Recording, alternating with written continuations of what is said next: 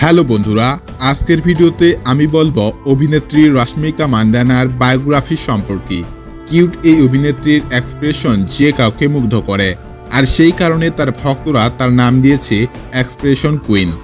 বন্ধুরা, আজকের ভিডিওতে আমি রশ্মিকা মান্দানার সাকসেস স্টোরি তো বলবোই, সাথে বলবো তার সম্পর্কে আরও ইন্টারেস্টিং অনেক তথ্য যা আপনাকে মুগ্ধ করবে।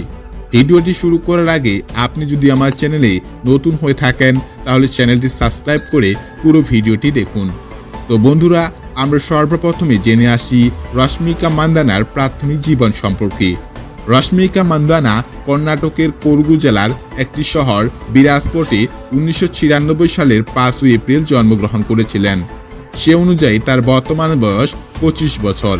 তিনি মহীশূর বাণিজ্য ও কলা ইনস্টিটিউটে প্রাক বিশ্ববিদ্যালয় কোর্স করার আগে তিনি কোডগু পাবলিক স্কুল কোডগুতে পড়াশোনা করেছিলেন। তিনি MS রামাইয়া কলা বিজ্ঞান ও বাণিজ্য কলেজ থেকে মনোবিজ্ঞান, সাংবাদিকতা এবং ইংরেজি সাহিত্যে স্নাতক ডিগ্রি অর্জন করেছিলেন। পড়াশোনার পাশাপাশি তিনি মডেলিং করেছিলেন এবং বেশ কয়েকটি বিজ্ঞাপনেরও কাজ করেছিলেন।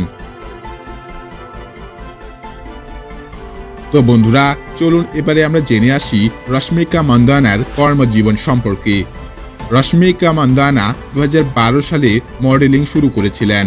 একই বছরে তিনি clean and clear fresh face of India খেতাব অর্জন করেছিলেন এবং ক্লিন অ্যান্ড ক্লিয়ারের ব্র্যান্ড অ্যাম্বাসিডর হিসেবে যুক্ত হয়েছিলেন। তারপরে লামোডে বেঙ্গালুরুর টপ মডেল হান্টে 2013তে তিনি PVCর খেতাব অর্জন করেছিলেন। প্রতিযোগিতায় তার চিত্রগুলি কিরিক পার্টির নির্মাতাদের মুগ্ধ করেছিল। ফলস্বরূপ 2014 সালের প্রথম দিকে চলচ্চিত্রটিতে রশ্মিকা অভিনেত্রীর ভূমিকা পালন করেছিলেন। তো বন্ধুরা, চলুন এবারে জেনে আসি রশ্মিকা মান্দানার কিছু চলচ্চিত্র সম্পর্কে। তার প্রথম চলচ্চিত্রের নাম হচ্ছে কিরিক পার্টি, যেটা তিনি 2016 সালে অভিনয় করেছিলেন এবং 2016 সালে মুক্তি পেয়েছিল। তারপরে 2017 সালে রশ্মিকা মান্দানার দুইটি অভিনীত ছবি মুক্তি পায়। একটা নাম হচ্ছে অ্যাঙ্গানি পুত্রা, আরেকটির নাম হচ্ছে চমক। তারপরে 2018 সালে রশ্মিকা মান্দানার আরও 3টি ছবি মুক্তি পায়। 1 নম্বরে হচ্ছে চালু, এবং 2 নম্বরে হচ্ছে গীতা গোবিন্দম, এবং 3 নম্বরে হচ্ছে দেবদাস। 2019 সালে তার আরও 2টি মুভি মুক্তি পায়। একটা নাম হচ্ছে জাজামানা এবং আরেকটির নাম হচ্ছে ডিয়ার কমরেড। তারপরে 2020 সালে রশ্মিকা মান্দানা অভিনীত আরও 2টি চলচ্চিত্র মুক্তি পায়। একটির নাম হচ্ছে শারিলেরু নিকে ফেরু এবং আরেকটির নাম হচ্ছে ভিম্বা। তারপরে 2021 সালে তার 3টি মুভি মুক্তি পায়।